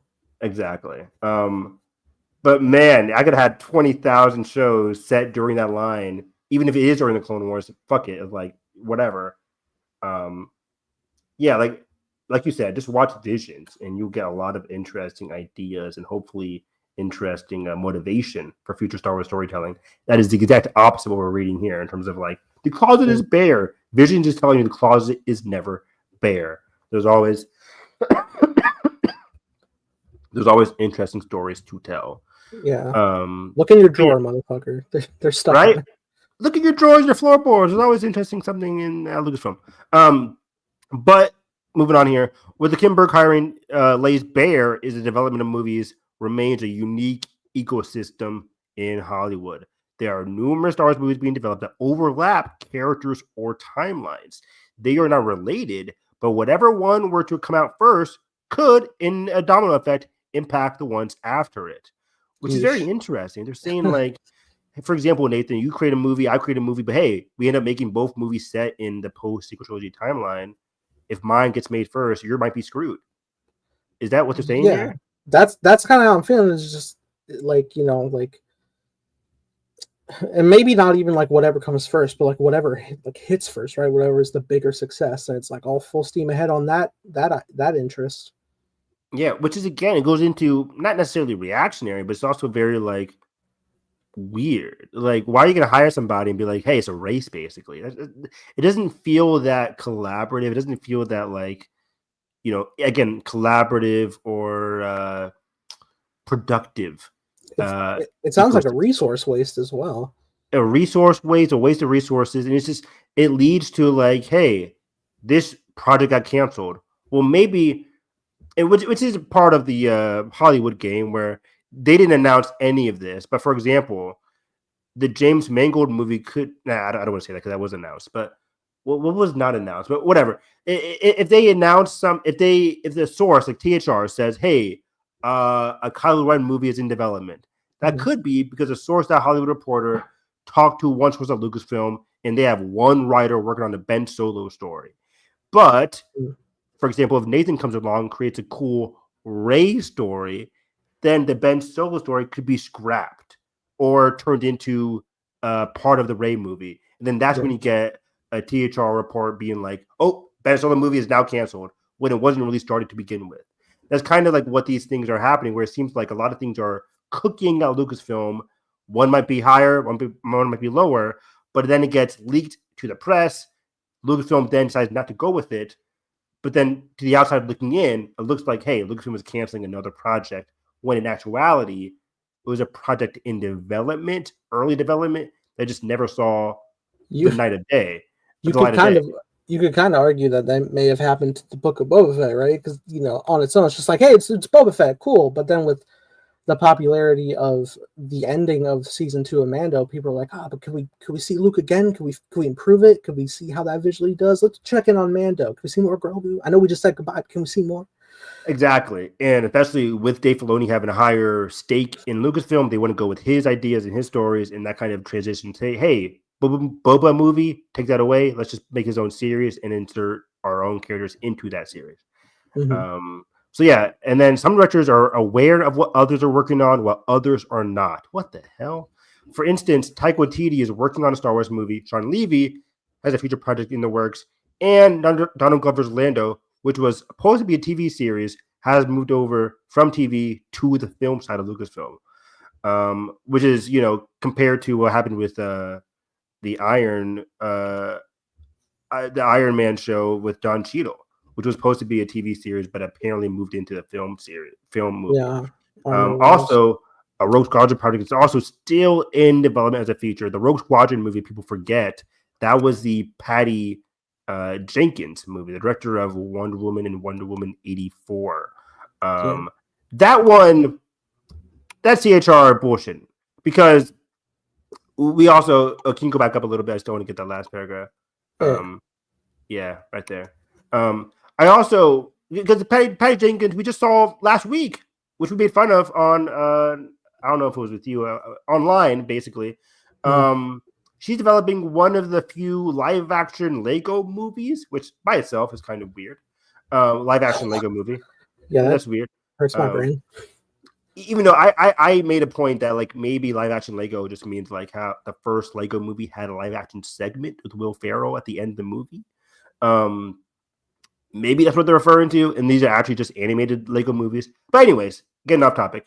Patty Jenkins is one of the people writing a Lego movie, and I have a lot more faith that she's actually doing that than making a Rogue Squadron movie still. That movie is dead. We will never see a Rogue Squadron movie, guys. That movie is dead. Also, Sean Levy, that one could not be dead because he has like the recency clout based off of the success of Deadpool. He has like that, hey, he just made a good movie. Let's keep him in the Disney umbrella. So that one could be doing well. Taika's, he made a movie that didn't get received well. We know Hollywood is like, what did you make for me lately? He did not have a good year last year with Thor for not doing well critically. It did well financially, actually. That was But a it didn't couple do years well. ago now. Yeah, it didn't do well critically. He's still in the Disney wheelhouse though, because he has like this Yeah. little Christmas short that's coming out right now. He does, exactly. And I think people online might not like Taika, but people in the business, he's still a very sociable, very collaborative dude. So I think he's a good filmmaker when he's into the work he's making. I love that caveat. If he didn't physically say it himself, I wouldn't. But the fact that he was just like, I'm bored. Like, why are you here? Yeah, you could tell he was really not cooking with the last Thor movie, even though I like a lot of parts of it. It's not Taika's best work. It's not. So yeah. But anyways, it just seems so weird there. Directors are aware of what others are working on, others are not. That's tragic. Like, but how many directors do we even have in the building? So let's take this sentence apart here. Some directors are aware of what others are working on. Who would those directors be outside of Filoni? Filoni knows everything. Favreau probably knows everything. I think you're muted. I didn't hear a word you said. Hello? I think outside of Filoni, he knows everything. Favreau also is very knowledgeable, and he's directing. He's one of those directors. You hear me? You're still muted. Is that me? Yeah. Oh, that's me. Yeah, that was my bad. Sir, I said Favreau first. Yeah, that was my bad. I unplugged my mic. But continue. Okay. What were you saying? Yes, I think Favreau knows all, is what I said. Okay. I know you did that. I know. Yeah, we have the same brain. Okay. Yeah, I don't know who's in there anymore. but that's the point, right? Whereas like Filoni and Favreau are the confirmed directors right now in the business at Lucasfilm. Charmin Obaid-Chinoy, will she have any clue what's going on? I don't really know. I think in regards to her era with Rey, she'll know things, but like other things outside wouldn't know. Which, like, in fairness, is like, you don't have to. If you're focusing on your section of the timeline, that's fine. Why does it matter who's working? That's also a good point, Nathan. It's like if I'm working on a Rey movie, why do I give a fuck about what James Mangold is doing with Dawn of the Jedi? I shouldn't. I mean, maybe if you want to like do a through line for some Jedi stuff, which is cool, that's fine. Oh, that could be true, right? Yeah. We've seen that happen where it's like, even though a story takes place in the sequel trilogy, it could have some connections. Rey could open up a Jedi archive, and it could have this symbol, which will be new for her. But hey, in James Mangold's Dawn of the Jedi, that symbol was part of a larger organization 100 years ago. That could be happening. That happens a lot in the comics. Which, again, if you're not reading the comics or the books, the combined storytelling that is happening with Charles Soule, Alyssa Wong, Daniel Jose Older, and the High Republic people. Charles was the main writer of the Star Wars run post Empire and in between Empire and Return of the Jedi. He made 50 issues there. Within some of those issues, Luke met Elzar Mann, a character who was a central figure from the High Republic. How? Why? Whatever. Because Luke went to a planet where he could go talk to the Jedi of past, whatever. And it worked because, hey, Charles Soule was also a writer of Elzar Mann from the High Republic, Light of the Jedi. It's like, and Avar Kriss was also a character that people talked about in the original trilogy timeline. That is a very central figure in High Republic. Because these writers are collaborating and creating their own stories, they can create these through lines. That's what could be happening on the TV and movie side if they decide to, use their writers correctly and collect correctly. Not what we're reading here, where it's like people don't even know what others are working on. That's crazy. It could be crazy. Again, sometimes it doesn't matter. Sometimes it should matter. Right. But again, some of these movies I just don't think is happening. But yeah, anyways, they say it's a different way of development, says another insider. There is so much parallel work going on, which is okay. It's fine to have parallel, stories going on, but it shouldn't be just like pick one and neglect the other. Yeah, don't pick a winner. Make them all winners. Exactly, make them all winners one way or the other. Or if a movie is so close in development to another, which again shouldn't be the case, where one is so closely aligned to another, then create one big thing, but don't like, I just don't want writers to be like, hey, thank you for writing this. Now, can you move away? Can you walk out? Can you get kicked out? Because we want to keep your story, or we want to enter your story into one that we think is going to have more success. It's just, I don't know. It just seems weird right now. Yeah, it's odd. I mean, like on the one hand, if you have something that's planned to be like a long trajectory of multiple stories versus like maybe like a one-off thing, then maybe it would be good to have like a couple projects a year and like have one set time of the year where like that congruent story runs every year, and then another section of the year that's just like, here's a new story, what do you think? New story, what do you think? And if it works out well, then like, hey, maybe we can develop more after that. And create season 2, exactly. Yeah. As long as you like give it, element of room to breathe, and like don't like, overstack with other properties and things. Like let it release it at a time where it's going to have a good spotlight. Exactly. And I think even Marvel had some great. Somebody was asking Marvel, I think one of the showrunners on Daredevil, maybe even Kevin Feige, but they said like, hey, we're already envisioning a season 2 for Daredevil, Brave New, whatever the fuck it's called.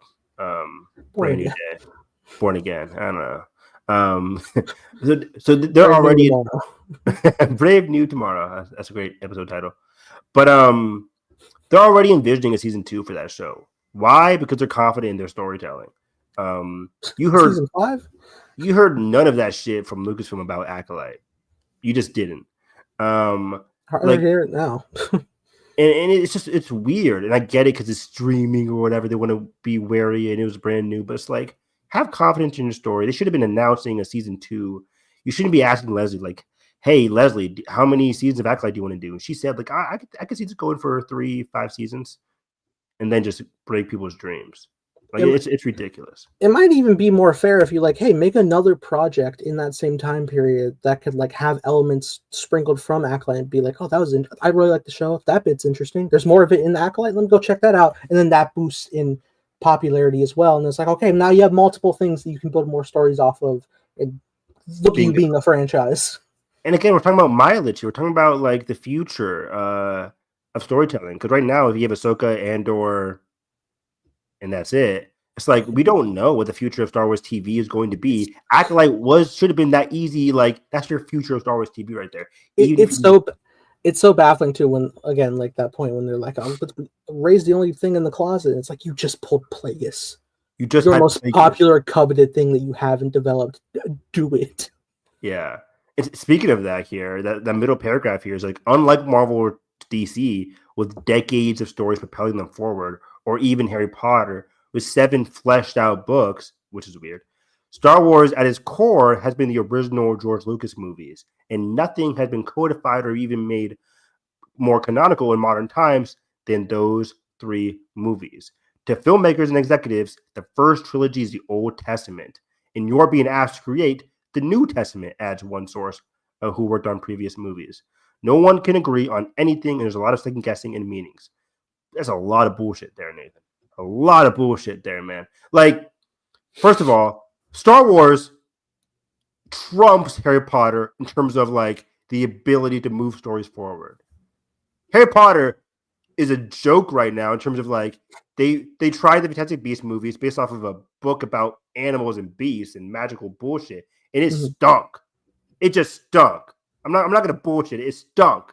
And then they try to make that didn't work out. We're WB. What do we do next? J.K. Rowling, even though you're very controversial to say the least, help us create a TV series about Harry Potter again by making a TV series. Just like, are we serious? Which is like that's weird too. Yeah, because if you're pulling Harry Potter's example, then you're kind of suggesting like, well, shit, what if we reboot Star Wars and just did the original trilogy again? Harry Potter should not be an example here because they're going back to reboot Harry Potter as a TV series. That's also one core like set, like it's 7 books, but it's like one core boy growing up in school age before he's even an adult. It's very contained. Exactly. And again, Marvel or DC have decades of stories propelling them forward. True, they have more stories in the can than Star Wars does, just easily, obviously. But again, Star Wars, like Marvel or DC, is a fictional universe with infinite story potential. Marvel, DC, and Star Wars can all create original characters, all go back or go forward, depending on whatever they want to do. They have a lot of stuff in development here, a lot of potential, I mean. And this notion that, like, the original Lucas movies are like the Bible, that sounds like bullshit, and I said that a second ago. But honestly, we can kind of, again, see how Lucasfilm thinks that way, given what they've been doing in terms of, like, the Boba movie, Obi-Wan show, and granted, Andor is not, closely aligned, but again,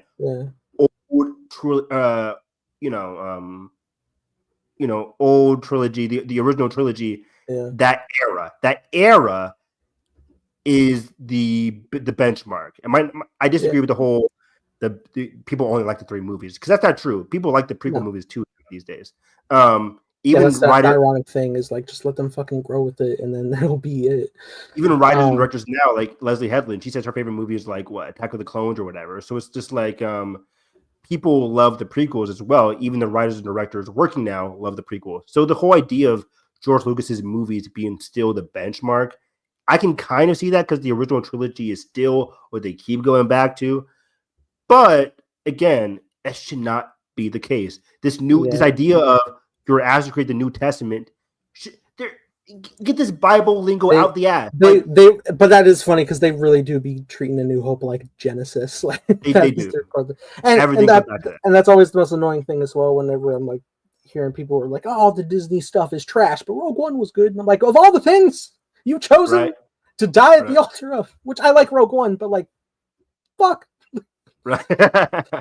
And yes, like, no one can agree on anything. There's a lot of second guessing about meanings. Star Wars means something different to every writer, every director, every person. One fan has the same meaning about what they get out of Star Wars. That's the beauty of Star Wars. So there shouldn't be second guessing about meanings. Shouldn't be a disaster, because the meanings mean something different to everybody. But yeah, what were you saying? I was just like, every time I, like, see, like, I'll be online and there'll be that occasional, like, a Disney park video where, like, a little kid is, like, going to meet Rey or one of the new characters, and, just give them, like, a big old hug, and like they're dressed up as them as well. And you see that, and it's just like, that's what it is, man. That's what it's about. And you would not have gotten this without creating these new characters that they are now going to grow up with and want more of in the future, that you're functioning off of nostalgia off of. There was, I don't know if you saw that Discussing Film post as well, where they were talking about how Star Wars functions off of nostalgia. That's right here. That's right. That's the last paragraph right there. Where there. Star Wars nostalgia-based enterprise, and they are running out of ways to create nostalgia.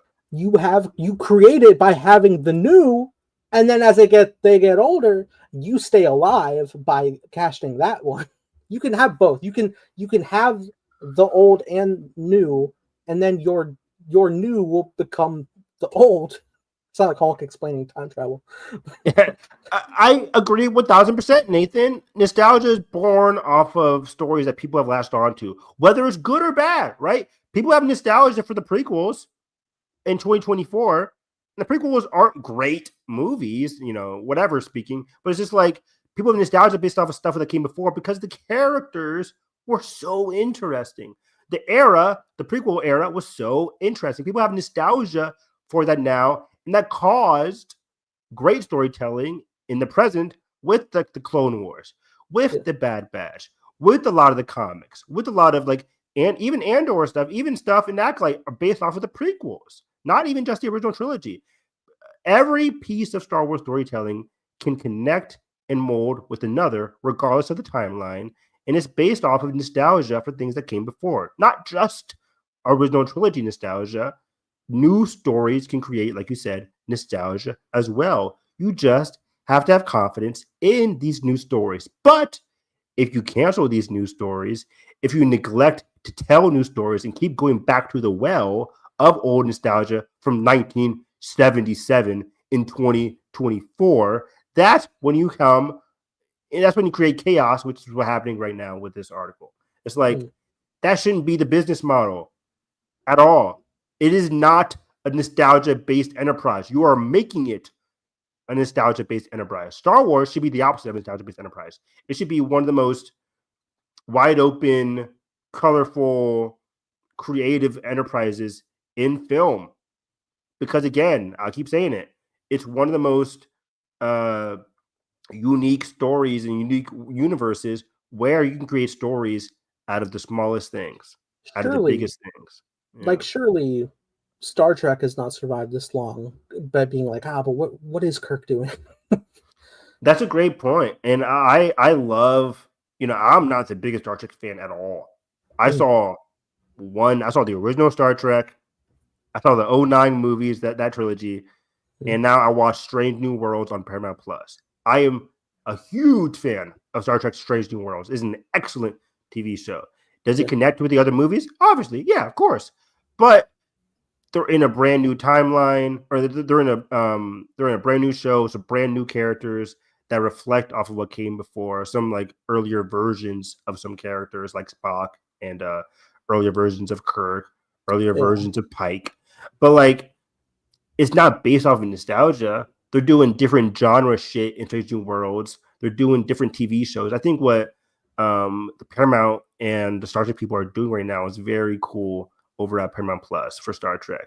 And I think Lucasfilm can take some lessons from that. Even with like the original Star Trek shows, like they did the original series, and it was like, all right, here's Next Generation. We're going to be here for like at least 5 seasons. And then they went to Voyager and Deep Space Nine. Each one of those was like, well, we're here for like 5 seasons. And they all people. And there would be like a thing where like Spock, I think Spock has made an appearance in everything. But only like 1 episode, right? It's not like he's the existing plot line through line. But it all works out. It all works out. Exactly. People are going to be like still nostalgic towards those classic shows, right? But also fans are going to be gravitating towards new shows, and new shows like are going to be able to grab new fans like me to be like, oh wow, I really like Strange New Worlds. I'll stick with this show forever as long as they want to do it. And they made movies as well. That was another thing, is like they had like a series of like the original cast, and then they did a movie called Generations, which like bridged the old new cast, and then they were just like, all right, well now we're making a few more films with the new cast. It's like, see, you can cleanly transition, and you'll be fine. You'll be fine. And if people don't like one thing, they might like the next movie, or even the next. That's always a big thing with Star Trek, is like people will be like, oh, this one wasn't good, but then the next one is, and because they have like that even odd film debate. But like again, like if you miss this one, all right, try again, do better, and you did. Yeah, people aren't going to walk away. Just continue doing the story. And, you are Star Wars. You cannot die. Right? Unless you die at this mindset, then you might die. But if you just like keep on doing your thing, you'll be fine. The new generation is growing with you now. You will have it.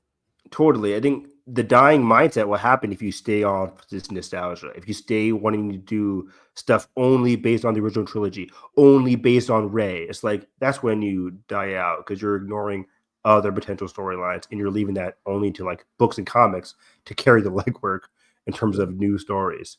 Let's go scroll down here. The television side, I'm reading under nostalgia here. The television side doesn't appear to have these problems. Which what? Sorry, say it again. The television side doesn't seem to be having the problem of nostalgia. The one with the Obi-Wan show, the Boba Fett show, and the Mandalorian show, which is all about nostalgia. Those shows. Excuse me. Andor, which I mean, to be fair, the arm as several insiders note, that arm, the TV side, has a lot more freedom to expand Lucas's universe, which is why there's been a varied slate that runs the gamut, for better or for worse, in the eyes of fans. From Andor season 2, Acolyte got canceled, as well as the corner for Ahsoka, the chief creative officer. On paper, I can understand what they're saying now. It's like there's a lot of varying. Ahsoka is a lot different from Andor, which is very different from Acolyte.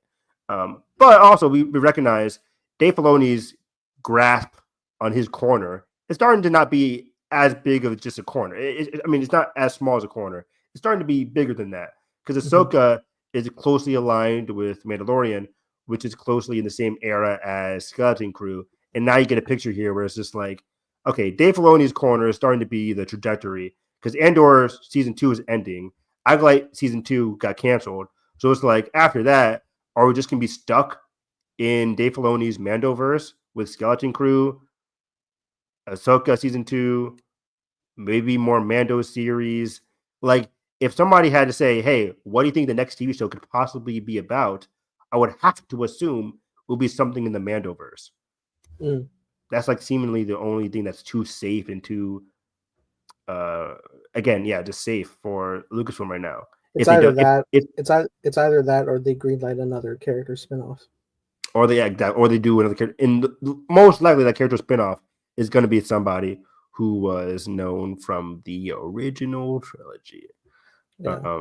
Lando, but even then, again, Lando's now a movie, but it's like, yeah, but Lando is also from the original trilogy. So it's just like, I'm not confident in new stories. I'll keep on mentioning it. I thought Acolyte was going to be that route, where it's like, okay, we're away from all that. We have a new story, a new cast, a new era. Let's continue moving that forward. But they said no, because they're idiots.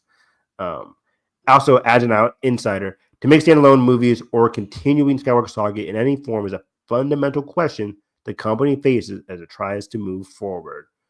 You don't have to make okay. Okay.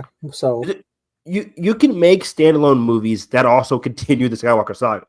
And that was my question I made in our notes discussion here. It's like, should the Rey movie just be a standalone Rey movie, or should it continue the Skywalker Saga? It can seemingly do both.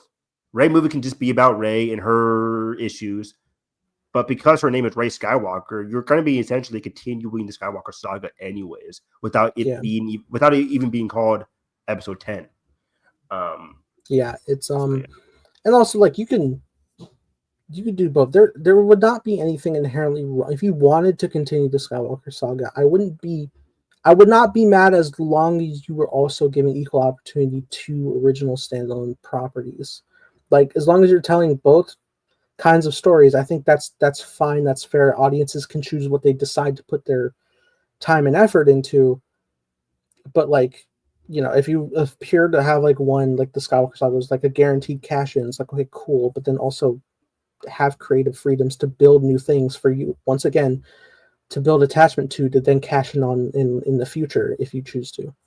And that's what should have been the success of Disney Plus, where it's like Disney Plus could be that avenue to create these new stories, while the films could be as safe or as boring as they want, which shouldn't be the case. I always prefer Star Wars movies. That's how we grew up, to be as unique and cool as possible. And that still could be the case. Again, James Mangold is really carrying the legwork of like the possibility of something brand new, old, ancient era. And maybe that could be a standalone movie that could also spin off into other sequels. Like that's how they should be thinking, creating standalone movies with the possibility of like, hey, if this is successful, then we can create new stuff. That's how the Rey movie originally was, because they were asked like, hey, Rey, or hey, Daisy, is this Rey movie a Rey movie, or are you continuing something? And she said, like, right now we're thinking of it as just one movie. But if it's successful, there is potential that what can be created within this Rey movie could be, sequelized. That's how it should be. That was before this whole Simon Kinberg 3 trilogy stuff, which kind of creates a question of like, if the Rey movie is good, are they just going to connect that to the trilogy? But either way, then the Disney Plus side could have been, like you said, the other arm to create brand new cool stories. And so far, again, we're just getting Kenobi, Ahsoka, Boba, stories and characters. Well, and while Ahsoka is introducing new concepts, because they're on a brand new side of the galaxy, that's fun. That's interesting. Yeah. It's also just a character we already know about, though. Like, you're not creating anything new. It's a character that we loved ever since 2008, right? Yeah. So it's just like, she's part of that prequel trilogy nostalgia. It's not the Acolyte, which is something new. And hopefully, with the Acolyte being dead, seemingly, they can create something new again and hopefully have confidence in that storyline. Or, you can just renew the Acolyte and have confidence that your season 2 can be better than season 1, and fans can latch on all over again and give it another chance. Yeah.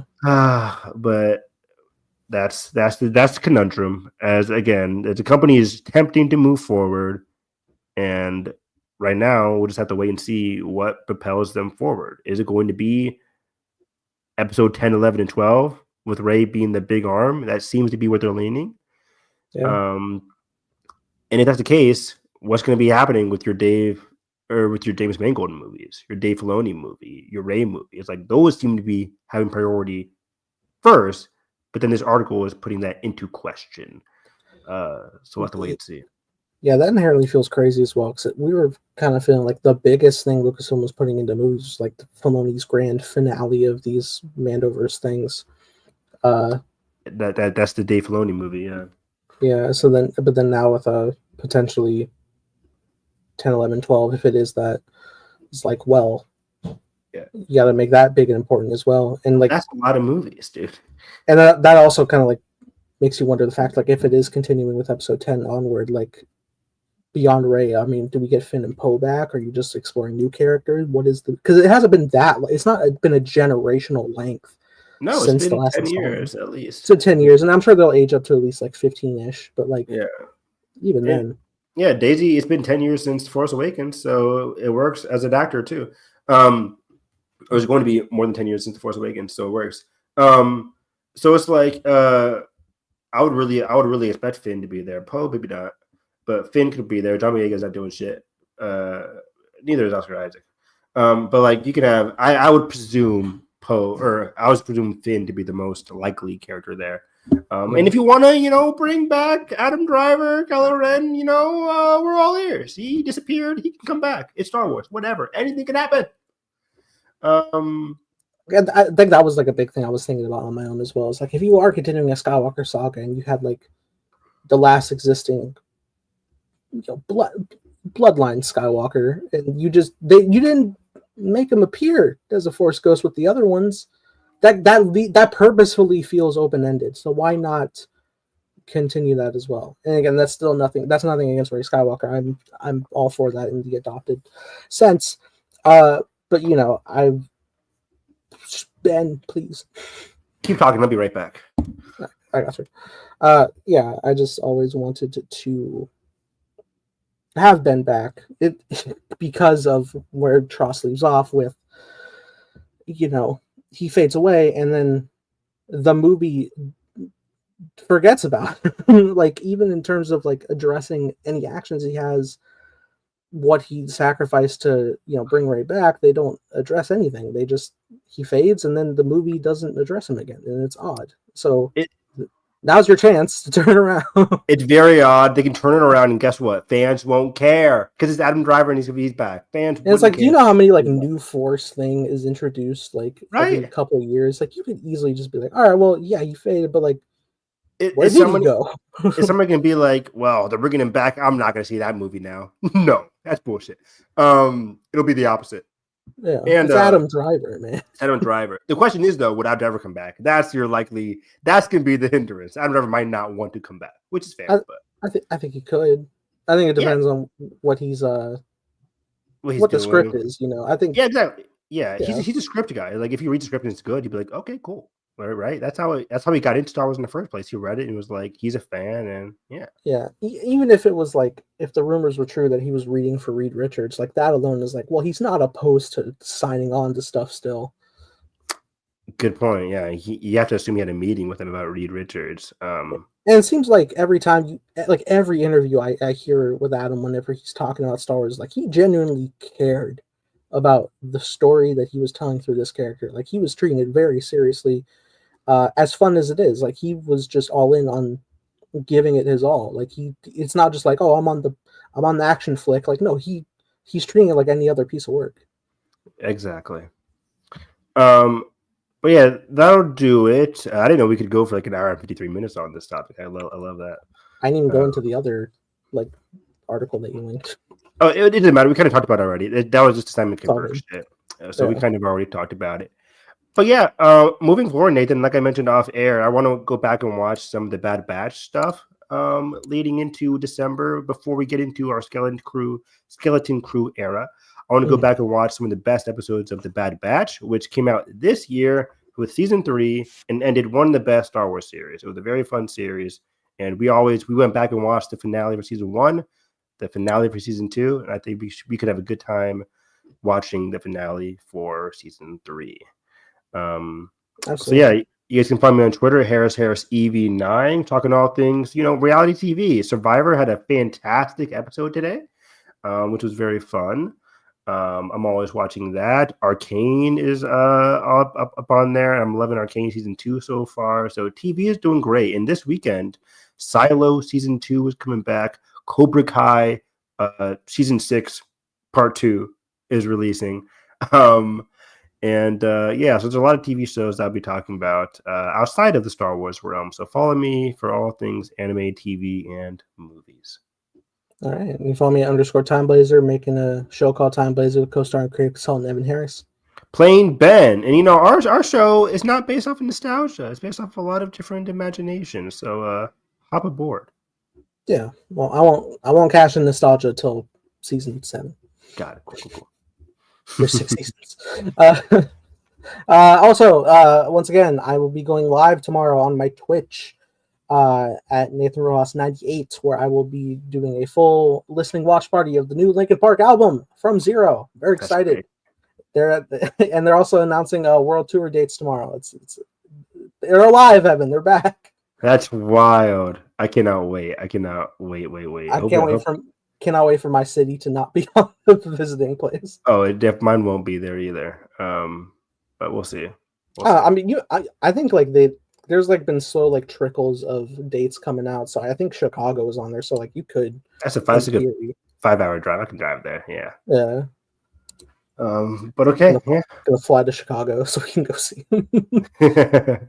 That being said, guys, if you enjoyed this, make sure you like button, subscribe, ring the bell so you miss all things Star Wars. That being said, I hope you have a great day, and may the Force be with you always.